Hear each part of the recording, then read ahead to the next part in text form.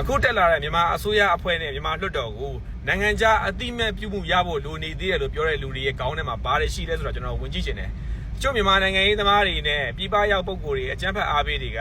ဒီအစိုးရဟာနိုင်ငံခြားထောက်ခံမှုမရှိဘူးနိုင်ငံခြားအတိမတ်ပြုမှုရဖို့လိုနေသေးတယ်လို့ပြောနေကြတာပေါ့နော်။အဲ့တော့မြန်မာတွေကိုအုပ်ချုပ်မှာလေနိုင်ငံခြားသားတွေကိုအုပ်ချုပ်မှာမဟုတ်တာပြည်ပြည်တွေကိုအုပ်ချုပ်မှာမဟုတ်ဘူးလေပြည်တွင်းမှာရှိတဲ့လူတွေအုပ်ချုပ်မှာအဲ့တော့ပြည်တွင်းမှာနေတဲ့သူတွေကဒါလွတ်တော်နဲ့အစိုးရနဲ့အကုန်လုံးတည်ငြိမ်အေးချမ်းနဲ့တွားနေကြပြီလေသူတို့အတိမတ်ပြုသည်ဖြစ်စေမပြုသည်ဖြစ်စေမြန်မာအစိုးရဟာမြန်မာအစိုးရပဲမြန်မာနိုင်ငံအုပ်ချုပ်မှာနိုင်ငံခြားကိုအုပ်ချုပ်မှာမဟုတ်ဘူး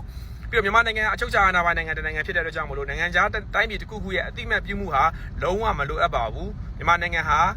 ကိုမင်းကိုချင်းကိုအချုပ်အခြာအာဏာနဲ့နေထိုင်တဲ့နိုင်ငံဖြစ်ပါတယ်မလေးရှားနိုင်ငံကမြန်မာအစိုးရနဲ့မြန်မာလွတ်တော်ကိုမထောက်ခံဘူးလို့ပြောပါတယ်မထောက်ခံမှာနဲ့ကိစ္စမရှိပါဘူးမလေးရှားကိုလာအုပ်ချုပ်မှာမဟုတ်ပါဘူးမလေးရှားကိုအုပ်ချုပ်မဲ့နေတနေ့ကြလို့ရှိရင်တော့မလေးရှားကဒီလိုမျိုးပြောပိုင်ခွင့်ရှိပါတယ်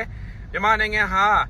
ကိုအချုပ်အခြာအာဏာနဲ့နေထိုင်တဲ့နိုင်ငံဖြစ်ပါတယ်မလေးရှားနိုင်ငံနဲ့လည်းနယ်နိမိတ်ချင်းထိစပ်နေတာမရှိပါဘူးအာဆီယံအဖွဲ့ထဲမှာပါတယ်ဆိုပေမဲ့မလေးရှားနိုင်ငံဟာဒီရိုလင်းညာလူမျိုးတွေကိုထောက်ခံပြီးတော့မြန်မာအစိုးရနဲ့မြန်မာလူမျိုးတွေပေါ်မှာမျိုးမျိုးအပုတ်ချနေတဲ့နိုင်ငံဖြစ်ပါတယ်အာဆီယံပြည်ညင်မှာလည်းတယောက်နိုင်ငံတစ်ခုရဲ့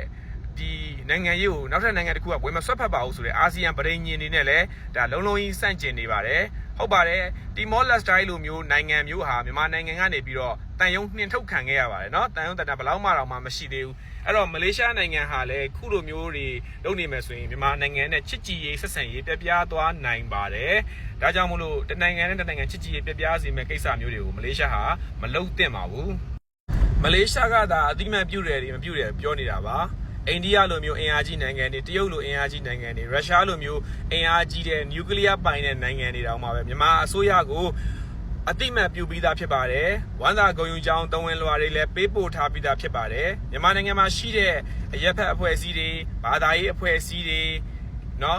UWSA လိုမျိုးအကြီးဆုံးသောလက်နက်ကိုင်အဖွဲ့အစည်းတွေကအစဒါမြန်မာအစိုးရကိုဝမ်းသာဂုဏ်ယူကြောင်းကိုတက်လာတဲ့เนาะအဘလှိုင်ကိုလည်းတော့ကြိုးစိုးချောင်းကိုတဝန်လွှာတွေပေးပို့ပြီးတနိုင်ငံလုံးကနေပြီးတော့မှဒီစနစ်တိုင်းသွားမယ်ဆိုပြီးတော့စိတ်နှလုံးဒုံချထားတာဖြစ်တဲ့အတွက်ကြောင့်နိုင်ငံခြားအတိမတ်ပြုသည်ဖြစ်စေမပြုသည်ဖြစ်စေပြည်ပြည်တွေကကြိုက်သည်ဖြစ်စေမကြိုက်သည်ဖြစ်စေပြီးခဲ့တဲ့9နှစ်တာကာလမှာလည်းဒါအစိုးရတရက်အနေနဲ့အောင်မြင်ဥဆောင်ခဲ့ပြီးသွားပြီလက်ရှိ9နှစ်မှာလည်းအောင်မြင်ဥဆောင်လိမ့်အောင်မယ်ဒါကြောင့်ပြည်ပြည်တွေနိုင်ငံခြားသားတွေတော့ခုနပြောတဲ့ဒီရိုလင်ညာတွေကိုထောက်ခံတဲ့အုပ်စုတွေအချမ်းဖက်အားပေးတဲ့အုပ်စုတွေသူတို့ရဲ့အတိမတ်ပြုမှုကိုလည်းမလိုပါဘူးသူတို့ရဲ့အတိမတ်ပြုမှုထောက်ခံမှုရရှိဖို့လည်းစ조사နေစရာလည်းမလိုအပ်ပါဘူးဂုံတိတ်ခါရှိတဲ့အမေရိကန်လိုမျိုးနိုင်ငံမျိုးအတောင်မှာပဲနော်ဒီအဘလိုင်းကာချုပ်ကြီးဘွားတော်ကနော်နိုင်ငံတော်ရဲ့အကြီးအကဲဆိုပြီးတော့လိမ့်မှုပြီးတော့စာပို့ခဲ့တာကျွန်တော်အားလုံးအမှတ်တရရှိကြပါလိမ့်မယ်ဒါကြောင့်မလို့ဦးသေးဦးမွားတီမောလက်စတိုင်းလိုနိုင်ငံမျိုးတွေမလေးလိုမျိုးဦးကြောင်ကြားနိုင်ငံမျိုးတွေကထောက်ခံတာမထောက်ခံတာတွေကတက်လာတဲ့မြန်မာအစိုးရတွေကိုလုံးဝအရေးမကြီးပါဘူးမြန်မာအစိုးရသည်မြန်မာနိုင်ငံအတွက်ပဲဖြစ်ပါတယ်အားလုံးကျေးဇူးတင်ပါတယ်